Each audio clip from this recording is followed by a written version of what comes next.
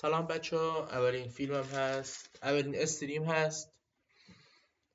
خواستم در رابطه با چیز بذارم، گفتم یه ویدیو آشنایی بذارم. اولین ویدیو آشنایی من همینه.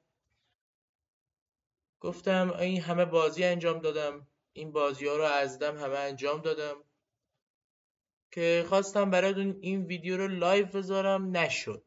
خواستم لایو بذارم، نشد. بلد نبودم، اطلاعاتم کافی نبود.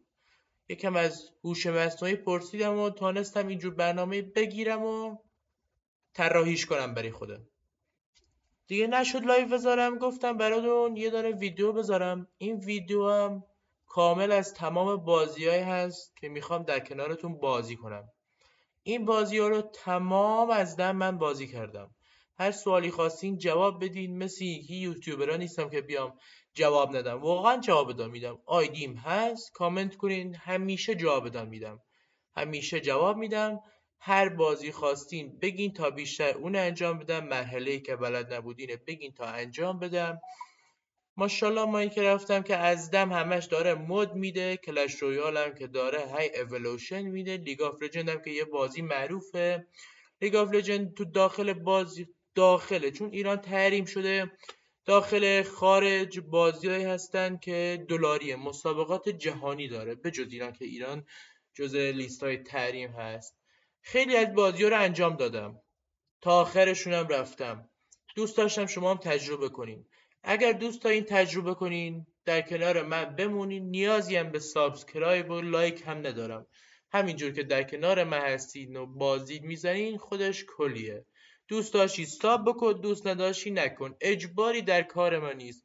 فقط دوست دارم با هم دیگه آشنا بشیم. امکانات و چیزی که داخل تجربه‌ای که من کردم میخوام در اختیار تو بذارم که چه بازی‌هایی وجود داره، چه بازی‌هایی وجود نداره. بازی در فیلم‌های بعدی اگر بخوام بذارم، بازی‌هایی میذارم که ارزهای دیجیتال دارن. شما میتونید در داخل بازی کردن هم که لذت میبرین از این بازی، پول هم در بیارین.